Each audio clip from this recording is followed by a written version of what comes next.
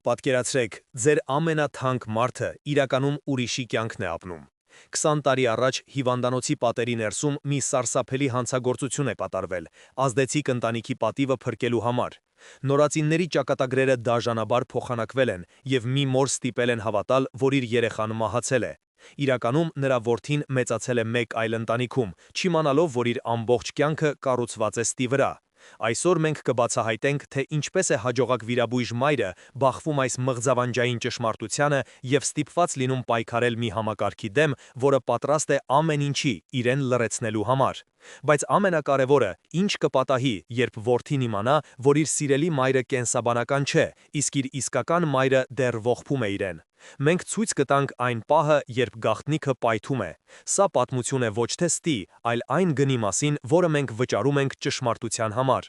Սեղմեք բաժանորդագրվել հիմա և գրեք ձեր քաղաքը մեկնաբանություններում, տեսնենք, թե քանիսն ենք մենք։ Վիրահատական լամպի սառը, անողոք լույսի տակ Հելեն Մարգարյանի աշխարհը կատարյալ էր, ճշգրիտ, կանոնակարգված և իր լիակատար վերահսկողության ներքո։ Նրա ձեռքերը, որոնք սովոր էին կյանք ու մահ բաժանող բարակ սահմանագծին աշխատել, երբեք չէին դողում։ Սրտի մոնիտորի հավասարաչափ ձայնը նրա համար ավելի հաճելի երաժշտություն էր, քան ցանկացած սիմֆոնիա։ Երբ նա վերջին կարը դրեց և հանեց արյունոտ ձեռնոցները, հոգնածությունը խառնվեց հաղթանակի զգացումի հետ։ Նա ևս մեկ կյանք էր փրկել։ Բայց նա դեռ չգիտեր, որ հենց այդ օրը իր սեփական կյանքն էր կանգնելու փլուզման եզրին։ Աշխատասենյակի լռության մեջ հեռախոսազանգը սկզբում սովորական էր թվում, մինչև քարտուղարուհու անհանգիստ ձայնը հնչեց։ Հելեն Արմենովնա, քաղաքային հիվանդանոցից են, մի մահամերձ կին, Կարինե անունով, պնդում է, որ պետք է ձեզ խոստովանություն անի, ասում է դա վերաբերում է ձեր որդուն Դավիթին։ Հելենի սիրտը մի պահ կանգ առավ։ Ինչ կարող էր իմանալ մի անծանոթ կին իր որդու մասին, որին նա որդի գրել էր 22 տարի առաջ որպես լքված երեխայի։ Հիվանդասենյակի ճնշող օդը լի էր մահվան և դեղերի հոտով։ Կարինեի աչքերը տենդհագին փայլում էին հնամաշ դեմքին։ Նրա չորացած շուրթերից դուրս եկած շշուկը ավելի սուր էր, քան ցանկացած վիրաբուժական դանակ։ Ներեք ինձ, բժիշկ, ձեր տղան, Դավիթը, այդ գիշեր փոխանակում եղավ։ Յուրաքանչյուր բառը սառույցի կտորի պես խրվում էր Հելենի սրտի մեջ։ Ազդեցիկ Վարդանյանների երեխան մահացած ծնվեց։ Գլխավոր բժիշկ Արման Վարդանյանը ստիպեց ինձ փոխել երեխաներին։ Առողջ տղային, ձեր Դավիթին, տվեցինք նրանց, իսկ իսկական մորը, միայնակ աղջկան, ասացինք, որ իր երեխան մահացել է։ Հելենը զգաց, թե ինչպես է հատակը սահում իր ոտքերի տակից։ Իր ամբողջ կյանքը, իր մայրությունը, իր սերը, միթե այս ամենը հիմնված էր սարսափելի ստի վրա։ Կարինեի վերջին խոսքերը որպես դատավճիռ հնչեցին նրա գլխում։ Բայց Վարդանյանները չկարողացան պահել երեխային։ Մի քանի օր անց նրան թողեցին մանկատան դրանը։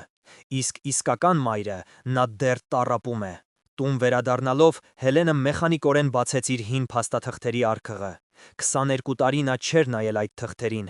Եվ ահա Դավիթի որդեգրման փաստաթղթի վրա մանկատան տնօրենի ստորագրության կողքին նա տեսավ այն անունը, որը դարձավ նրա մղձավանջի խորհրդանիշ՝ մանկաբարձական կենտրոնի տնօրեն պրոֆեսոր Ա. Վարդանյան։ Դա այլևս զառանցանք չէր, դա ճշմարտություն էր, որը պատրաստվում էր այրել իր աշխարհը մինչև հիմքերը։ Նրա առաջին քայլը դեպի հիվանդանոցի արխիվն էր, բայց այնտեղ նրան սպասում էր առաջին փակուղին։ Այդ տարիների փաստաթղթերը ոչնչացել են ջրհեղեղի պատճառով, անտարբեր ասաց արխիվագետը։ Չափազանց հարմար ջրհեղեղ։ Նրա հաջորդ հույսը հին բուժքույրերն էին, բայց նրանցից ոմանք մահացել էին, ոմանք հեռացել երկրից, իսկ մեկը, լսելով Վարդանյանի անունը, վախեցած անջատեց հեռախոսը։ Վախի պատը, որով շրջապատված էր այդ անունը, անթափանց էր թվում։ Նրա մտերիմ ընկեր Լևոնը, լսելով պատմությունը, սառը ջուր լցրեց նրա գլխին։ Հելեն, դու գիտես ում դեմ ես գնում։ Արման Վարդանյանը կայսրություն է կառուցել։ Նրանք քեզ կչնչացնեն, մոռացիր այդ մասին, հանուն Դավիթի։ Բայց Հելենը չէր կարող մոռանալ, հատկապես այն բանից հետո, երբ սկսվեցին սպառնալիքները։ Սկզբում անանուն հաղորդագրություն, որոշ գերեզմաններ պետք է փակ մնան։ Հետո իր մեքենայի ծակված անվադողերը։ Վախը սկսեց խառնվել զայրույթի հետ։ Նրանք ոչ միայն գողացել էին մի կնոջ երեխային, այլև այժմ փորձում էին լռեցնել իրեն։ Մասնավոր դետեկտիվը, որին նա վարձել էր, մի քանի օր անց զանգահարեց և վախեցած ձայնով հրաժարվեց։ Տիկին Մարգարյան, ես իմ ընտանիքը վտանգի տակ չեմ դնի, միայն մի բան պարզեցի։ Անահիտ Սարգսյան անունով մի կին Գեղարքունիքի մարզից այն օրը իսկապես երեխա է ունեցել։ Գրանցված է որպես մահացած ծնունդ։ Անահիտ Սարգսյան։ Այժմ ողբերգությունն ուներ անուն։ Ճնշումն այնքան մեծ էր, որ մի օր վիրահատության ժամանակ Հելենի ձեռքը դողաց։ Դա երբեք չէր պատահել։ Նա հասկացավ, որ այս գաղտնիքը թունավորում է իր կյանքի բոլոր ոլորտները։ Բայց ամենասարսափելի հարվածը սպասում էր նրան տանը։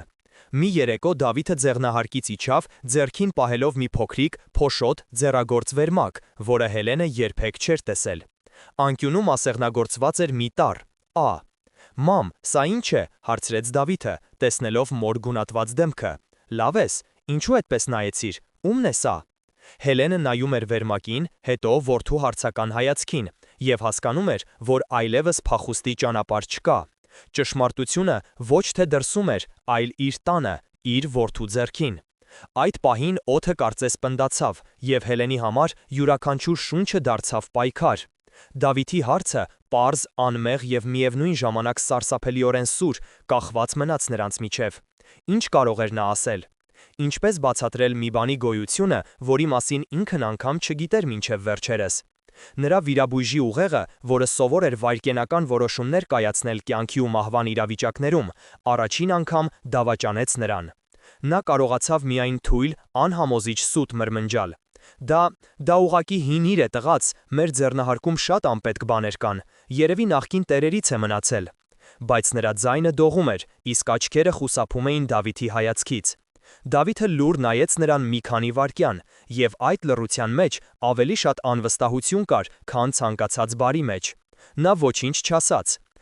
Պարզապես վերմակը դրեց սեղանին և դուրս եկավ սենյակից, բայց նրանց միջև առաջին անգամ մի անտեսանելի պատ առաջացավ, կառուցված Հելենի վախից և Դավիթի ծնվող կասկածից։ Հենց որ դուռը փակվեց, Հելենի ուժերը սպառվեցին։ Նա ընկավ բազկաթոռի մեջ, ձեռքերով փակելով դեմքը։ Այդ փոքրիկ, մաշված վերմակը ոչ թե անցյալի մասունք էր, այլ ապագա աղետի նախանշան։ Նրա միտքը կայծակնային արագությամբ վերադարձավ 22 տարի առաջ, մանկատան ստերիլ, անհոտ սենյակ։ Նա հիշեց, թե ինչպես էր առաջին անգամ գրկել փոքրիկ Դավիթին։ Ամուսնու մահից հետո նրա կյանքը դատարկվել էր, և այդ փոքրիկ էակը դարձավ նրա փրկողակը, նրա ապրելու իմաստը։ Մանկատան տնօրենի խոսքերը դեռ հնչում էին նրա ականջներում։ Մայրը լքել է նրան ծննդատանը, ոչ մի փաստաթուղթ, ոչ մի հետք։ Դուք նրա համար ճակատագրի նվեր եք։ Այն ժամանակ այդ խոսքերը նրան հույս էին տվել, իսկ հիմա թույնի պես այրում էին հոգին։ Նա որդեգրել էր լքված երեխայի,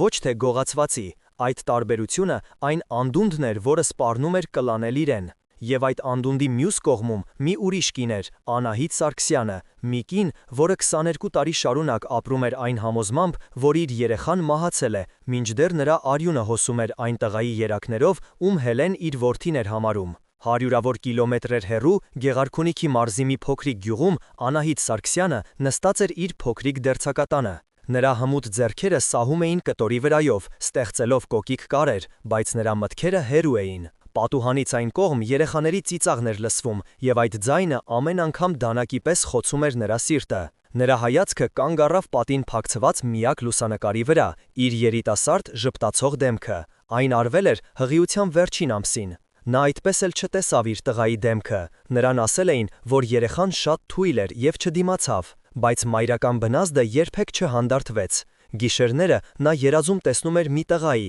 որը նրան մայրիկ էր կանչում։ Նա չգիտեր, որ իր երազանքը իրականություն է, որն ապնում է ուրիշի կյանքով, ուրիշի տանը։ Միևնույն ժամանակ Երևանում շքեղ առանձնատան աշխատասենյակում Արման Վարդանյանը զննում էր իր սեղանին դրված թղթապանակը։ Ներսում Հելեն Մարգարյանի լուսանկարն էր և նրա մասին ամբողջական տեղեկատվություն։ Նրա դեմքը քարի պես անարտահայտ էր, բայց աչքերում սառը կրակ էր վառվում։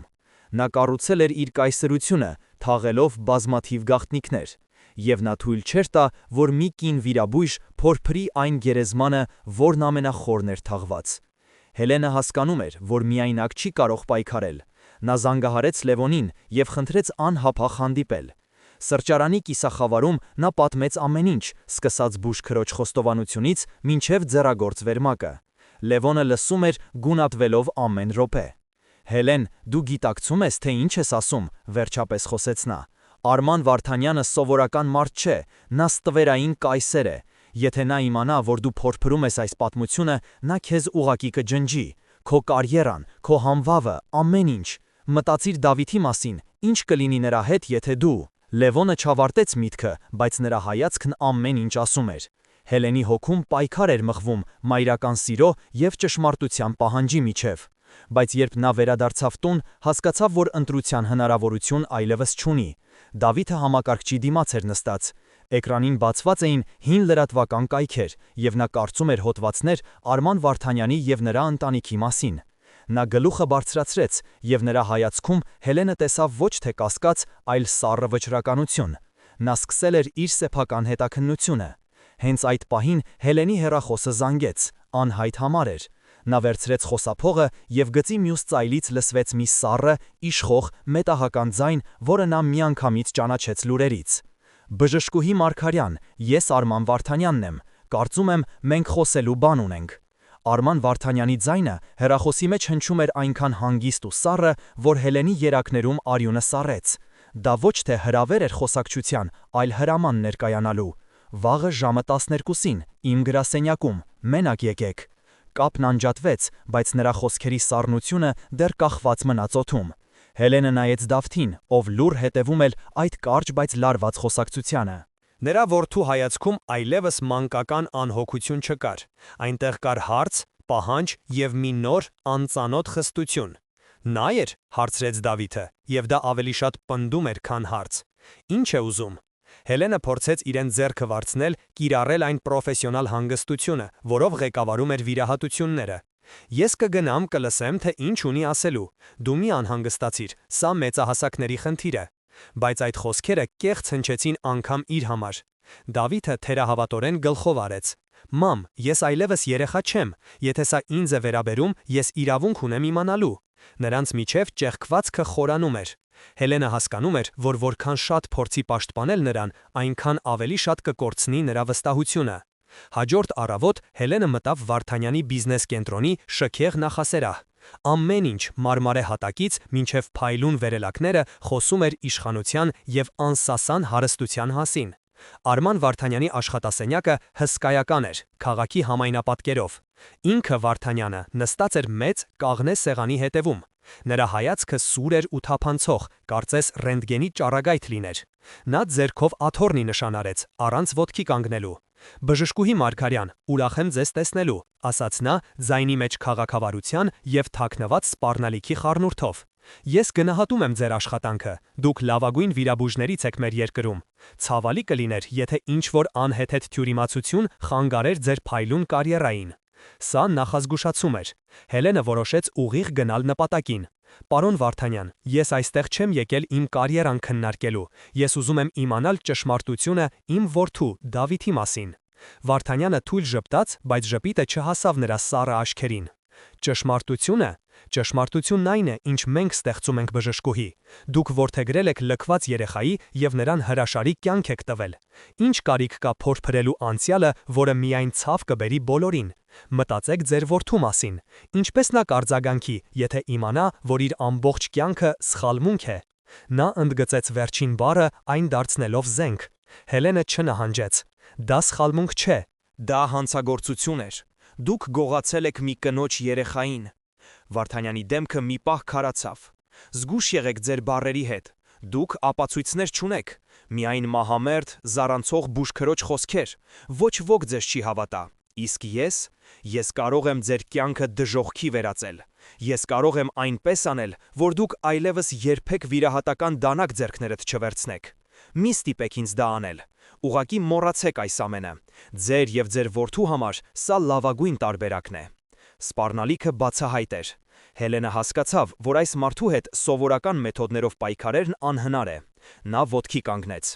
Ես չեմ մոռանա։ Ես կգտնեմ այդ կնոջը, Անահիտ Սարգսյանին։ Այդ անունը լսելով Վարդանյանի ինքնավստահ դիմակը մի ակնթարթ ճակ տվեց։ Նա չէր սպասում, որ Հելեն այդքան բան գիտի։ Դուք մեծ սխալ եք գործում, շշնջաց նա, երբ Հելենը դուրս էր գալիս սենյակից։ Դռան հետևում Հելենը հենվեց պատին, փորձելով հանգստացնել բաբախող սիրտը։ Նա հասկացել էր երկու բան. Վարդանյանը մինչև վերջ կպայքարի եւ իր միակ հույսը Անահիտին գտնելն է։ Նա որոշեց գործել։ Հաջորդ օրը աշխատանքից հետո նա նստեց մեքենան եւ ուղևորվեց դեպի Գեղարքունիքի մարզ։ Ճանապարհը երկար էր ու ձանձրալի, եւ յուրաքանչյուր կիլոմետրի հետ նրա վճռականությունը խառնվում էր աճող անհանգստության հետ։ Իսկ ինչ, եթե Անահիտը չի ուզենա խոսել։ Ինչ, եթե նա չի հավատա իրեն։ Իսկ ամենասարսափելին, ինչ, եթե նա պահանջի իր որդուն։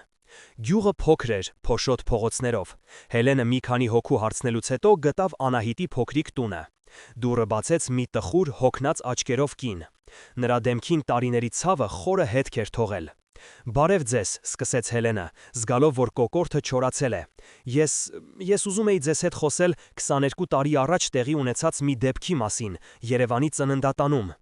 Անահիտի դեմքը քարացավ։ Նրա աչքերում մի պահ վառվեց հին ցավի կայծը, հետո փոխարինվեց անվստահությամբ եւ վախով։ «Ես չգիտեմ, թե դուք ով եք եւ ինչ եք ուզում», կտրուկ ասաց նա։ «Ես խոսելու բան չունեմ, խնդրում եմ հեռացեք»։ Եվ նա փակեց դուռը Հելենի դեմքի առաջ։ Հելենը մնաց կանգնած փակ դռան դիմաց, զգալով իրեն լիովին ջախջախված։ Նրա վերջին հույսը հենց նոր մահացավ։ Հուսահատված նա պատրաստվում էր հետ դառնալ, երբ նկատեց, որ իր մեքենայի կողքին կանգնած է մի սև առանց համարանիշների մեքենա։ Ներսում նստած երկու տղամարդիկ ուշադիր հետևում էին իրեն։ Վարդանյանը նրան մենակ չէր թողել։ Նա ընկել էր թակարդը։ Սև մեքենան շարժիչը չանջատեց, այն պարզապես կանգնած էր այնտեղ, որպես լուռ, սպառնալից հիշեցում, որ Հելենի յուրաքանչյուր քայլը վերահսկվում է։ Վախի սառը ալիքը անցավ նրա մարմնով, բայց այն արագ փոխարինվեց զայրույթի տաք բռնկմամբ։ Նա եկել էր այստեղ ճշմարտությունը գտնելու, ոչ թե վախկոտի պես փախչելու։ Անտեսելով հետևողներին, նա նորից թակեց Անահիտի դուռը, այս անգամ ավելի համառ։ Մի քանի լարված վայրկյան անց դուռը կիսաբացվեց։ Անահիտի դեմքին վախ էր, բայց նաև մի փոքր հետաքրքրություն։ «Ինչ եք ուզում», շշնջաց նա, աչքի պոչով նայելով սև մեքենային։ «Նրանք ձեզ հետ են»։ «Այո», հաստատեց Հելենը, ձայնը հնարավորինս հանգիստ պահելով։ «Եվ դա պետք է ձեզ համոզի, որ ես ճիշտն եմ ասում։ Ես գիտեմ, թե ինչ են ձեզ արել 22 տարի առաջ։ Ես գիտեմ, որ ձեր որդին ողջ է»։ Այդ խոսքերը կախարդական ազդեցություն ունեցան։ Անահիտի աչքերը լայնացան, նրա ձեռքը բարձրացավ դեպի բերանը։ Նա դողալով դուռը լայն բացեց եւ Հելենին ներս հրավիրեց։ Տունը համեստ էր, բայց մաքուր։ Օդում չորացած խոտաբույսերի եւ թախծի հոտ էր։ Հելենը պատմեց ամեն ինչ, զգուշորեն ընտրելով բառերը, փորձելով մեղմել անխուսափելի հարվածը։ Նա խոսում էր բուժքրոջ խոստովանության, Վարդանյանի սպառնալիքների, իր սեփական կասկածների մասին։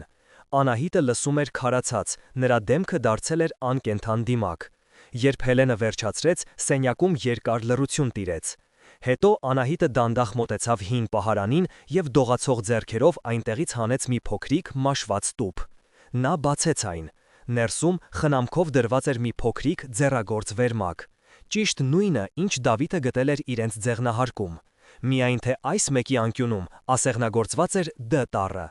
«Ես երկուսն էի կարել», հազիվ լսելի ձայնով ասաց Անահիտը, «մեկը Ա տառով, իմ անունով, մյուսը Դ տառով։ Ես որոշել էի նրան Դավիթ անվանել»։ Հելենի շունչը կտրվեց։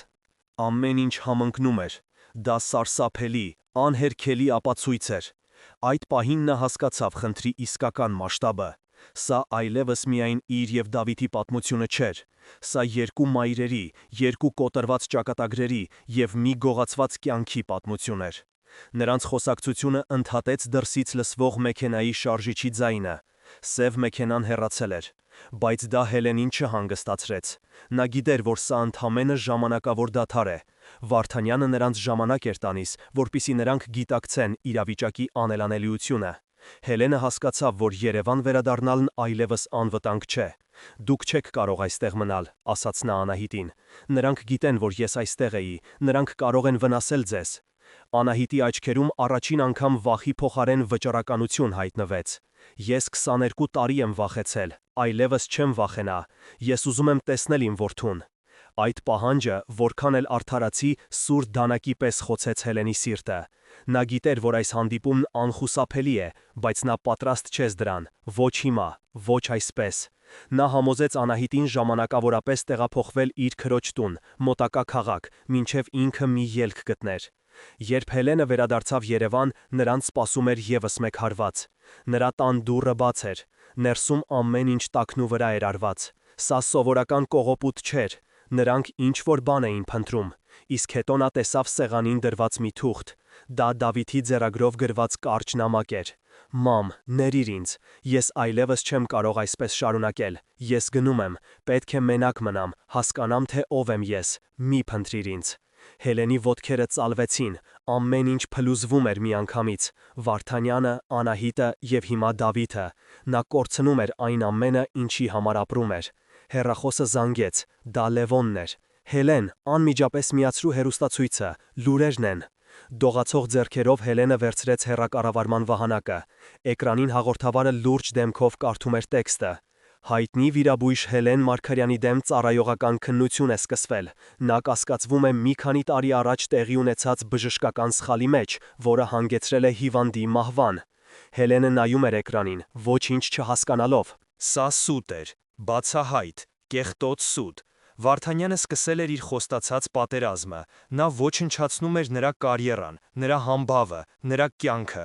Եվ այդ պահին Հելենը հասկացավ, որ նա կորցրել է վերահսկողությունը։ Իրադարձությունները ձնագնդի պես մեծանում էին, և նա այլևս չէր կարող կանգնեցնել դրանք։ Նա մենակ էր, շրջապատված թշնամիներով, որդին հեռացել էր, իսկ իր անցյալը վերադարձել էր, իրեն թաղելու համար։ Հեռուստացույցի էկրանից հնչող մեղադրանքները խառնվում էին Հելենի գլխում պտտվող մտքերի քաոսին։ Նրա աշխարհը փլուզվում էր կտոր առ կտոր, և նա չգիտեր, որ բեկորից բռնի։ Դավիթի փախուստը, Վարդանյանի հարձակումը, Անահիտի հայտնվելը, այս ամենը միահյուսվել էր մի անլուծելի հանգույցի, որը խեղդում էր իրեն։ Հուսահատության մեջ նա արեց միակ բանը, որ կարող էր, նա զանգահարեց Լևոնին։ «Լևոն, օգնիր ինձ», նրա ձայնը կոտրվեց։ «Ես չգիտեմ ինչ անել, նա ոչնչացնում է ինձ»։ Լևոնի ձայնը հանգիստ էր, բայց պողպատի պես ամուր։ «Հելեն, լսիր ինձ ուշադիր։ Հիմա տանից դուրս մի արի, ես կգամ քեզ մոտ, բայց մինչ այդ մի բան պետք է անես։ Հիշում ես այն մահացած բուժքրոջը, Կարինեին, նա քեզ ինչ-որ բան տվել է, թողել է»։ Հելենը փորձեց հիշել։ Այդ գիշերվա իրադարձությունները մշուշի մեջ էին։ Ոչ, կարծես թե ոչ, նա միայն խոսում էր։ Հետո նա հիշեց. Կարինեն մահվանից առաջ նրա ձեռքն էր սեղմել մի փոքրիկ հին բանալի, այնքան աննշան մի բան, որ նա գրպանն էր դրել ու մոռացել։ Նա դողացող ձեռքերով գտավ այն։ «Այո, մի բանալի կա», ասաց նա։ «Շատ լավ», պատասխանեց Լևոնը։ Նա ապրում էր հիվանդանոցի հանրակացարանում, բանալին պետք է նրա սենյակից լինի, գնա այնտեղ, անմիջապես, փնտրիր ամեն ինչ, ժամանակ չկա։ Հանրակացարանի միջանցքը մութ էր ու խոնավ։ Կարինեի սենյակի դուռը դժվարությամբ բացվեց, ներսում օդը ծանր էր ու հին։ Փոքրիկ խառնաշփոթ սենյակ էր, միայնակ ծեր կնոջ կացարան։ Հելենը սկսեց փնտրել, չիմանալով թե ինչ է փնտրում։ Նա բացեց պահարանները, քրքրեց հին թղթերը, ոչինչ։ Հույսը սկսում էր մարել, երբ նրա հայացքը ընկավ մահճակալի տակ դրված փոշոտ փայտե արգգին։ Բանալին համընկավ։ Ներսում, հին լուսանկարների և չորացած ծաղիկների տակ, դրված էր մի հաստ կաշվե կազմով օրագիր։ Հելենը բացեց այն։ Ձեռագիրը մանր էր, խիտ։ Դա Կարինեի օրագիրն էր, որը նա պահել էր տասնյակ տարիներ։ Հելենը սկսեց թերթել, փնտրելով 22 տարվա վաղեմության գրառումները։ Եվ նա գտավ։ Այն, ինչ նա կարդաց, ստիպեց նրա սրտին մի պահ կանգ առնել, իսկ հետո սկսել բաբախել այնպիսի ուժգնությամբ, որ թվում էր կպայթի։ «Այսօր տեղի ունեցավ սարսափելին», գրված էր օրագրում։ «Բժիշկ Վարդանյանը ստիպեց ինձ կատարել հանցագործություն։ Նրա եղբոր կնոջ երեխան մահացած ծնվեց։ Նա հրամայեց փոխել նրան Անահիտ անունով աղջկա առողջ երեխայի հետ։ Բայց դա ամենը չէր։ Այդ գիշեր ևս մեկ ծնունդ եղավ, բժշկուհի Հելեն Մարգարյանը։ Նրա երեխան ծնվեց սրտի լուրջ արատով։ Նա ապրելու շանս չուներ։ Վարդանյանը գիտեր, որ Հելենը հենց նոր է այրիացել, որ նա ուժեղ կին է, որը կարող է հաղթահարել դա։ Նա 3 երեխայի ճակատագիր որոշեց մեկ գիշերում։ Մահացած երեխային տվեցին Հելենին, ասելով, որ նա չի դիմացել։ Անահիտի առողջ երեխային տվեցին Վարդանյաններին, իսկ Անահիտին ասացին, որ իր երեխան մահացել է։ Ոչ ոք չպետք է իմանա, որ Հելենի իսկական որդին մահացել է ծնվելուց ժամեր անց։ Հելենը կարդում էր նույն տողերը նորից ու նորից, բայց ուղեղը հրաժարվում էր ընկալել դրանց իմաստը։ Աշխարհը նրա շուրջը սկսեց պտտվել, ձայները խլացան, գույները խառնվեցին։ Ժամանակը կարծես կանգ առավ։ Ստացվում է, որ Դավիթը Անահիտի որդին է, իսկ իր իսկական կենսաբանական որդին մահացել է 22 տարի առաջ։ Ցավի, դավաճանության եւ անհավատալի կորեստի զգացումը միաժամանակ խոցեց նրան։ Նրա ամբողջ կյանքը, նրա մայրությունը, այն սերը, որը նա տվել էր Դավթին, ամեն ինչ կառուցված էր ոչ թե ուրիշի, այլ իր սեփական ողբերգության վրա։ Վարդանյանը ոչ միայն գողացել էր Անահիտի երեխային, այլև նրանից, Հելենից, գողացել էր ճշմարտությունը իր սեփական երեխայի մահվան մասին։ Նա նրան թույլ չէր տվել անգամ սգալ իր կորուստը։ Նա նրան տվել էր ուրիշի երեխային որպես փոխարինող, որպեսզի թաքցնի իր սեփական հանցագործությունը։ Այդ պահին նախորդ օրերի բոլոր իրադարձությունները ստացան նոր, սարսափելի իմաստ։ Վարդանյանի սպառնալիքները, նրա վստահությունը, որ Հելենը կլռի հանուն որդու։ Այս ամենը ոչ թե Անահիտի, այլ իր Հելենի մասին էր։ Նա շանտաժի էր ենթարկում նրան իր սեփական ցավով, իր սեփական գաղտնիքով, որի մասին ինքը նույնիսկ չգիտեր։ Հելենը ընկավ ծնկների վրա, օրագիրը սեղմելով կրծքին։ Արցունքները խեղդում էին նրան։ Նա ողբում էր ոչ միայն այն որդու համար, ում երբեք չէր ճանաչել, այլև այն կյանքի համար, որը նա կարծում էր, թե ունի։ Այդ պահին նա հասկացավ, որ այս պատերազմն այլևս Դավթի ծագման մասին չէ։ Սա պատերազմ էր իր սեփական անցյալի, իր սեփական ճշմարտության եւ այն մարդու դեմ, ով գողացել էր իրենից ավելին, քան որդին։ Նա գողացել էր նրա հիշողությունը։ Ցավը սկզբում սուր էր ու կուրացնող, բայց հետո այն վերածվեց մի սառը, անծայրածիր դատարկության։ Հելենը նստած էր Կարինեի սենյակի հատակին եւ նրա շուրջը ոչ թե պատեր էին, այլ իր 22 տարվա ստի փլատակները։ Նրա որդին մահացել էր։ Այդ 3 բառը նրա ուղեղում արձագանքում էր ջնջելով բոլոր մյուս մտքերը։ Նա, որ հազարավոր կյանքեր էր փրկել, չէր կարողացել փրկել իր սեփական երեխային։ Եվ ամենասարսափելին այն էր, որ նա նույնիսկ չէր իմացել այդ մասին։ Վարդանյանը նրանից գողացել էր ոչ միայն ճշմարտությունը, այլև սգալու իրավունքը։ Երբ դռան թակոցը հնչեց, նա չշարժվեց։ Միայն երբ Լևոնի անհանգիստ ձայնը լսվեց, նա դանդաղ բարձրացրեց գլուխը։ Լևոնը մտավ սենյակ եւ տեսնելով Հելևի դատարկ հայացքն ու ձեռքին սեղմած օրագիրը, ամեն ինչ հասկացավ։ Նա լուռ նստեց կողքին, վերցրեց օրագիրը եւ սկսեց կարդալ։ Երբ նա վերջացրեց, նրա դեմքին զայրույթն ու կարեկցանքը խառնվել էին իրար։ Այս սրիկան, շշնջաց նա, նա ոչ թե մարդ է, այլ հրեշ։ Հետո նա նայեց Հելենին։ Հիմա ինչ հսանելու։ Այդ հարցը Հելենին դուրս բերեց շոկից։ Դատարկությունը սկսեց լցվել նոր, անծանոթ զգացումով, սառը, հաշվարկված զայրույթով։ Նրա արցունքները չորացել էին։ Տառապող մորը փոխարինելու էր եկել վիրավոր, բայց աննկուն մարտիկը։ Ես կոչնչացնեմ նրան, ասաց նա, եւ նրա ձայնը հանգիստ էր, բայց լի պողպատե վճռականությամբ։ Ոչ թե վրեժի համար, այլ արդարության, Անահիտի, Դավիթի եւ այն երեխայի համար, ում անունը ես անգամ չգիտեմ։ Լևոնը գլխով արեց. Ես քեզ հետ եմ, մինչև վերջ, բայց մենք պետք է խելացի գործենք։ Վարդանյանը հզոր է, նրա ձեռքերը ամեն տեղ հասնում են։ Այս օրագիրը հզոր զենք է, բայց դա բավարար չէ, մեզ պետք են դաշնակիցներ։ Այդ պահին Հելենի միտքը պարզվեց, նա գիտել, թե ով կարող էր լինել իրենց առաջին դաշնակիցը։ Նա հանեց հեռախոսը եւ հավաքեց մի համար։ Անահիտ, ասաց նա, երբ կինը պատասխանեց, ես պետք է ձեզ տեսնեմ, ես պարզել եմ ամբողջ ճշմարտությունը, եւ դա ավելի սարսափելի է, քան մենք պատկերացնում էինք։ Նրանք հանդիպեցին Լևոնի ամարանոցում, քաղաքից հեռու ապահով վայրում։ Երբ Հելենը Անահիտին պատմեց ճշմարտությունը իր սեփական որդու մահվան մասին, Անահիտի աչքերում թշնամանքի փոխարեն հայտնվեց խորը կարեկցանք։ Նա տեսնում էր ոչ թե մրցակցի, այլ իր նման խաբված, ցավի մեջ կորած մեկ այլ մոր։ Առաջին անգամ նրանց միջև ոչ թե Դավիթն էր կանգնած, այլ ընդհանուր թշնամին։ Նա մեզ երկուսիս կյանքն էլ քանդել է, շշնջաց Անահիտը, մենք պետք է ստիպենք նրան պատասխան տալ։ Երկու մայրերը, որոնց ճակատագիրը այդքան դաժանորեն միահյուսվել էր, դարձան դաշնակիցներ։ Նրանց պլանը սկսեց ձևավորվել։ Նրանք որոշեցին, որ պետք է գտնեն Դավթին, բայց ոչ թե որպիսի նրան բաժանեն, այլ որպիսի նրան պատմեն ամբողջ ճշմարտությունը եւ թույլ տան, որ նա ինքը որոշի իր ճակատագիրը։ Եվ նրանց երկրորդ քայլը պետք է լիներ Վարդանյանի կայսրությունը ներսից քանդելը։ Լևոնը, օգտագործելով իր կապերը, սկսեց տեղեկություններ հավաքել Վարդանյանի բիզնեսի, նրա թույլ կողմերի և գաղտնի գործարքների մասին։ Մինչ նրանք մշակում էին իրենց ռազմավարությունը, մի անտառային տնակում քաղաքի աղմուկից հեռու Դավիթը պայքարում էր իր սեփական դևերի դեմ։ Նա փախել էր ոչ թե մորից, այլ այն ճշմարտությունից, որը զգում էր, բայց վախենում էր ընդունել։ Նա անընդհատ վերհիշում էր իր մանկությունը, Հելենի սերը, նրա հոգատարությունը։ Միթե այդ ամենը սուտ էր, նա չէր կարողանում հավատալ դրան։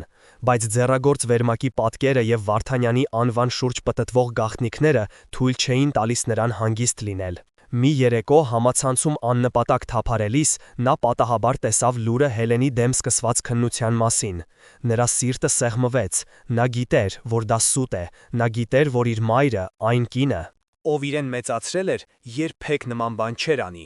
եւ նա հասկացավ, որ այս ամենը կապված է իր հետ, այն գաղտնիքի հետ, որը նա փորձում էր բացահայտել։ Նա հասկացավ, որ փախչելով նա Հելենին մենակ է թողել վտանգի դեմ։ Այդ գիտակցումը սթափեցրեց նրան։ Նա այլևս չէր կարող թաքնվել։ Նա պետք է վերադառնար եւ պարզեր ճշմարտությունը, ինչպիսինն էլ որ այն լիներ։ Հելենի, Լևոնի և Անահիտի համար նոր իրականությունը պարզ էր։ Նրանք այլևս զոհեր չէին, այլ մարտիկներ, որոնք ունեին նպատակ և գործողությունների պլան։ Նրանք գիտեին, որ ճանապարհը վտանգավոր է լինելու, և որ Վարդանյանը հեշտությամբ չի հանձնվի, բայց նրանք նաև գիտեին, որ այլևս կորցնելու ոչինչ չունեն։ Հելենը նայեց օրագրին, այն այլևս ոչ թե ցավի, այլ ուժի խորհրդանիշ էր։ Նա կարծում է, թե վերահսկում է իրավիճակը, հանգիստ ասաց Հելենը։ Նա չգիտի, որ մենք գիտենք ամեն ինչ։ Նա չգիտի, որ մենք պատրաստվում ենք հարվածել, և մեր առաջին հարվածը կլինի այնտեղ, որտեղ նա ամենաքիչն է սպասում։ Հելենի առաջին հարվածը անսպասելի էր ու ճշգրիտ, ինչպես վիրաբույժի դանակի կտրվածք։ Նա գիտեր, որ Վարդանյանի ամենամեծ թուլությունը նրա հանրային կերպարն է, անբիծ բարերարի և հարգված գործարարի դիմակը։ Օգտագործելով Լևոնի հավաքած տեղեկությունները, Հելենը անանուն կերպով մի շարք փաստաթղթեր ուղարկեց մի անկախ հետաքննող լրագրողի։ Փաստաթղթերը բացահայտում էին Վարդանյանի բարեգործական հիմնադրամի միջոցով կատարվող ֆինանսական խարդախությունները։ Մի քանի օր անց լուրը պայթեց, հասարակությունը ցնցված էր, Վարդանյանի կայսրության հիմքերը սկսեցին ճաքչքել։ Սա նրանց առաջին հաղթանակն էր, բայց Հելենը գիտեր, որ սա միայն սկիզբն է։ Վարդանյանը վիրավոր գազանի պես ավելի վտանգավոր կդառնար։ Եվ նա իրավացի էր, պատասխան հարվածը չուշացավ։ Հիվանդանոցի ղեկավարությունը, որի վրա Վարդանյանը հսկայական ազդեցություն ուներ, Հելենին ժամանակավորապես հեռացրեց աշխատանքից, մինչև ծառայողական քննության ավարտը։ Նրան փակեցին իր իսկ թագավորության, վիրահատարանի դռները։ Հելենը կորցրեց իր աշխատանքը, բայց ոչ իր վճռականությունը։ Նրա երկրորդ քայլը ուղղված էր Դավթին գտնելուն։ Նա հասկանում էր, որ չի կարող ուղղակիորեն փնտրել նրան, Քանի որ Վարդանյանի մարդիկ հետևում էին իրեն։ Փոխարենը նա օգտագործեց Դավթի հետ իրենց կապի միակ գաղտնի ուղին նրա սիրելի ճարտարապետական ֆորումը, որտեղ Դավիթը անանուն կերպով հրապարակում էր իր աշխատանքները։ Հելենը գրանցվեց նոր անունով և սկսեց մեկնաբանել Դավթի նախագծերը, օգտագործելով այնպիսի արտահայտություններ և հիշողություններ, որոնք միայն իրենք երկուսը կարող էին հասկանալ։ Հիշում ես այն փայտե տնակը, որը մենք կառուցեցինք Սևանի ափին։ Դու միշտ ասում էիր, որ այնտեղ պատուհանները պետք է նայեն դեպի արևածագը։ Նա սպասում էր հույսով, որ Դավիթը կհասկանա ծածկագրված ուղերձը։ Միևնույն ժամանակ Անահիտը սկսեց գործել իր ճակատում։ Նա վերադարձավ իր գյուղ և սկսեց խոսել այն կանանց հետ, ովքեր տարիներ առաջ ծննդաբերել էին նույն ծննդատանը։ Նա փնտրում էր ուրիշ զոհերի, ուրիշ պատմությունների, որոնք կօգնեին բացահայտել Վարդանյանի հանցագործությունների ամբողջական պատկերը։ Դավիթը տեսավ հաղորդագրությունը, նրա սիրտը բաբախեց։ Այդ բառերը, այդ հիշողությունը, դա կարող էր լինել միայն իր մայրը։ Նա հասկացավ, որ Հելենը փորձում է կապ հաստատել իր հետ։ Կասկածների և սիրո միջև տատանվելով, նա պատասխանեց նույն կերպ, օգտագործելով իրենց ընդհանուր անցյալի մանրամասները։ Նրանց միջև ստեղծվեց մի անտեսանելի կամուրջ։ Հելենը հասկացավ, որ Դավիթը ողջ է, առողջ և պատրաստ է լսելու։ Նա պայմանավորվեց հանդիպել նրա հետ մի հին, լքված եկեղեցում, իրենց մանկության սիրելի վայրերից մեկում, բայց Վարդանյանը մեկ քայլ առաջ էր։ Նա, կանխազգալով Հելենի քայլերը, հրամայել էր հետևել նրա բոլոր առցանց գործողություններին։ Նա գիտեր հանդիպման վայրի և ժամի մասին։ Երբ Հելենը մոտենում էր եկեղեցում, նա տեսավ, որ այն շրջապատված է Վարդանյանի մարդկանցով։ Դա ծուղակ էր։ Նա հասկացավ, որ եթե ինքը մտնի ներս, նրանք կբռնեն եւ իրեն, եւ Դավթին։ Հուսահատության մեջ նա արեց միակ բանը, որ կարող էր։ Նա զանգահարեց ոստիկանություն եւ անանուն հաղորդում տվեց, թե իբր լքված եկեղեցում պայթուցիկ սարք է տեղադրված։ Մի քանի րոպե անց ոստիկանական մեքենաների ազդանշանները ստիպեցին Վարդանյանի մարդկանց հեռանալ։ Հելենը հաղթել էր այս փոքրիկ ճակատամարտում։ Բայց կորցրել էր Դավթի հետ հանդիպելու հնարավորությունը։ Հարաբերությունները գերլարված էին։ Հելենը զգում էր, որ պատը իր շուրջը սեղմվում է։ Նրա հեղինակությունը քանդված էր, աշխատանքը կորցրած, իսկ որդին անհասանելի։ Նա գիտեր, որ պետք է անցնի վճռական վերջին գրոհի։ Նրա պլանը հանդուգն էր և չափազանց ռիսկային։ Նա որոշեց ուղղակիորեն դիմակայել Վարդանյանին, բայց ոչ թե մենակ, այլ իր իսկ տարածքում։ Նա իմացավ, որ մի քանի օրից Վարդանյանը կազմակերպում է մեծ բարեգործական ընթրիք, որին ներկա էին լինելու քաղաքի ողջ էլիտան, լրագրողներ և քաղաքական գործիչներ։ Դա կատարյալ բեմ էր ճշմարտությունը բացահայտելու համար։ Նա կապ հաստատեց այն լրագրողի հետ, ում փոխանցել էր առաջին փաստաթղթերը, և նրանք մշակեցին գործողությունների պլան։ Հելենը պետք է ներխուժեր միջոցառմանը և ուղիղ եթերում բացահայտեր ամեն ինչ, ներկայացնելով Կարինեի օրագիրը որպես ապացույց։ Դա ինքնասպանությանը հավասար քայլ էր, բայց նա այլ ելք չուներ։ Նա պատրաստ էր զոհել իր ազատությունը, որպեսզի Վարդանյանը վերջապես ստանա իր արժանի պատիժը։ Նա նայեց հայելու մեջ իր արտացոլանքին։ Այնտեղից նրան նայում էր ոչ թե հաջողակ վիրաբույժը, այլ մի կին, ով կորցրել էր ամեն ինչ, բայց գտել էր իր իսկական ուժը։ Նա պատրաստ էր իր վերջին ամենակարևոր վիրահատությանը։ Շքեղ դահլիճը լի էր փայլով, շամպայնի զնգոցով և կեղտ ժպիտներով։ Արման Վարդանյանը կանգնած էր բեմում, վայելելով իր հաղթանակը։ Նրա դեմ սկսված մեդիա արշավը կարծես թե մարել էր, իսկ Հելեն Մարգարյանի անունը մոռացության էր մատնվում։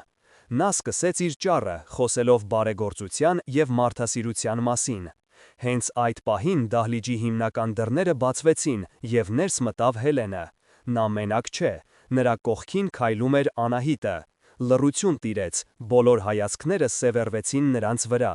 Վարդանյանը մի պահ կորցրեց ինքնատիրապետումը, նրա դեմքին զայրույթի կայծ անցավ, բայց նա արագ իրեն ձեռքը վերցրեց։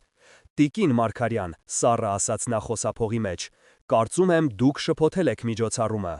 Հելենը, անտեսելով անվտանգության աշխատակիցներին, ուղիղ գնաց դեպի բեմ։ Նրա ձեռքին Կարինեի օրագիրն էր։ «Ոչ, պարոն Վարդանյան, հանգիստ», բայց հստակ հնչեց նրա ձայնը դահլիճում։ «Ես եկել եմ վերջ դնելու ձեր ստին»։ Նա բարձրացրեց օրագիրը։ Այստեղ մի կնոջ խոստովանությունն է, ով չէր կարող իր գաղտնիքը տանել գերեզման։ Այստեղ գրված է, թե ինչպես եք դուք 22 տարի առաջ գողացել այս կնոջ, Անահիտ Սարգսյանի երեխային։ Դահլիճում խուլ շշուկ անցավ։ Լրագրողները միացրին իրենց տեսախցիկները։ Վարդանյանը գունատվել էր։ Սա զրպարտություն է, նա խելագարվել է։ Բայց Հելենը շարունակեց, ձայնը դողում էր զսպված հուզմունքից։ Բայց սա դեռ ամենը չէ։ Այդ նույն գիշեր դուք ինձանից գողացել եք ավելին։ Դուք ինձ ասացիք, որ իմ նորածին որդին մահացել է։ Դուք ինձ թույլ չտվեցիք անգամ տեսնել նրան։ Իրականում դուք իմ մահացած երեխային տվեցիք Անահիտին, ասելով, որ դա իր երեխան է, իսկ նրա առողջ երեխային վերցրիք ձեր ընտանիքի համար։ Հենց այդ պահին, երբ լարվածությունը հասել էր գագաթնակետին, դահլիճի հետևի դռնից ներս մտավ Դավիթը։ Նրա դեմքին ցավի և վճռականության խառնուրդ էր։ Նա քայլեց առաջ, կանգնելով երկու մայրերի և Վարդանյանի միջև։ Նա նայեց Վարդանյանին, և նրա հայացքում արդեն ոչ թե շփոթված երիտասարդ էր, այլ տղամարդ, ով պահանջում էր պատասխաններ։ «Ճիշտ է», հարցրեց նա, և նրա ձայնը կտրեց լռությունը։ «Այս ամենը ճիշտ է»։ Վարդանյանը կորցրել էր խոսելու ունակությունը։ Նրա կայսրությունը փլուզվում էր նրա աչքի առաջ։ Եվ այդ պահին, երբ թվում էր, թե ամեն ինչ վերջացած է, նա արեց իր վերջին հուսահատ քայլը։ Նա նայեց Դավթին և թունավոր ժպիտով ասաց. «Դու ուզում ես իմանալ ճշմարտությունը, տղաս։ Ճշմարտությունը այն է, որ քո իսկական հայրը ես չեմ։ Քո իսկական հայրը իմ եղբայրն էր, ով ինքնասպան եղավ այն բանից հետո, երբ իմացավ, որ իր սիրելի կինը չի կարող երեխաներ ունենալ։ Ես արեցի այս ամենը նրա հիշատակի համար։ Ես քեզ տվեցի կյանք, ընտանիք, Բայց այդ խոստովանությունն այլևս ոչինչ չէր փոխում։